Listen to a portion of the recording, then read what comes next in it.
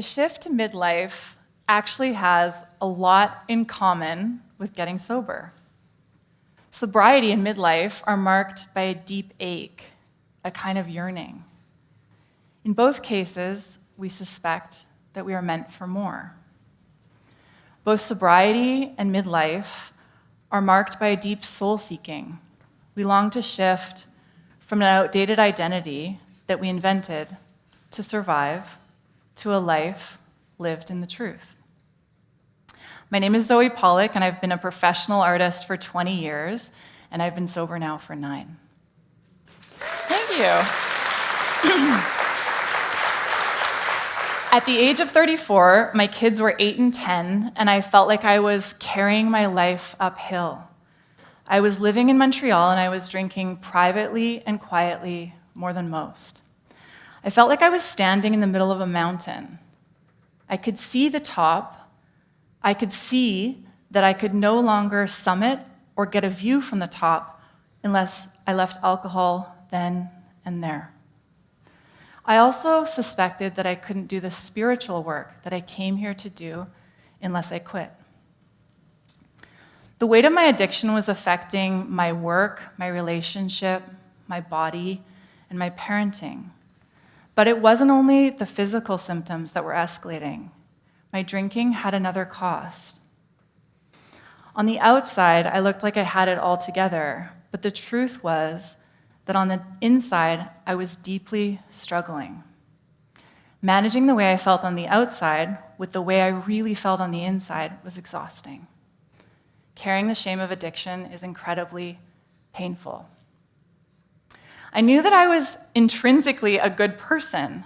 I longed to be a person of integrity, but drinking was the one thing that kept me separate from that. And carrying the hypocrisy of that contrast meant that I was never really living in the truth. One day, my mom and I were walking in the woods, and I was about 3 years sober. And apparently I said to her, "You know, the best thing about getting sober is that the inside finally matches the outside.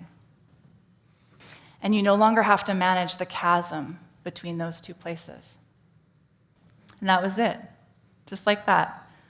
Something clicked for her, and she's been sober ever since. Like so many people, alcoholism runs in my family. My grandmother was an alcoholic who never had the opportunity to get sober. And so my mother and I, like so many of you, are the first ones doing the deep inner work of being honest in a long lineage of addiction.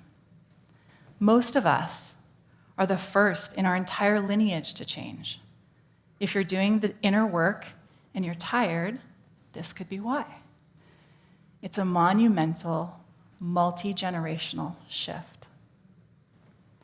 In the early 2000s, Laura McCohen and Holly Whitaker created a contemporary language around addiction outside of the AA model. Pioneers in the field of writing on addiction, and specifically women and alcohol, in 2015, I began devouring their work. Sobriety found me in the privacy of my home through reading. Finding their work was my first passageway through to the truth of my situation. Not only was I shrouded in shame, but I didn't really know exactly what to do with my situation. The ways in which women drink are very different from the typical archetype that we consider to be an alcoholic. Statistically, female drinking actually increases when women have children. Women are more prone to binge drink alone at home. So much of our collective pain happens behind closed doors, doesn't it? So much of our suffering happens in the privacy of domestic life. Shame thrives in privacy, but we know that it cannot live in the light. Therefore, it's imperative that we continue to talk about addiction, and I feel like we're making a real cultural shift in a shift towards sobriety. Making change is curious, isn't it? We live in a change-obsessed culture, and yet so many of us find it so damn hard to change. I've been fascinated with psychology, spirituality, and the human condition my whole life. In my work with others in early sobriety, I have come to discover this: that most people change when they are sick and tired of being sick and tired. It's that simple. We get sick of how we feel. We get sick of hating our bodies. We get sick of hating our work. We're so tired of being so tired that we decide to make some small moves towards a bigger life. A bigger life that we suspect just might be available to us. Or as my mom says, when we're done suffering, we make different decisions. Having now worked with many people in addiction, I have come to learn that our rock bottom is less about getting sober after one or more dramatic, often life-altering event, but rather it happens in a quieter shift. It's a curious thing, but more often than not, people do not first get sober after major physical consequences. We get sober when we reach a vacancy of the soul, or a spiritual bankruptcy so painful that it necessitates a shift. We get sober when the pain of who we really are is clawing from our center, longing to express itself and finally live in the light. Our emotional worlds are deep indicators towards a way through, and pain is a passageway.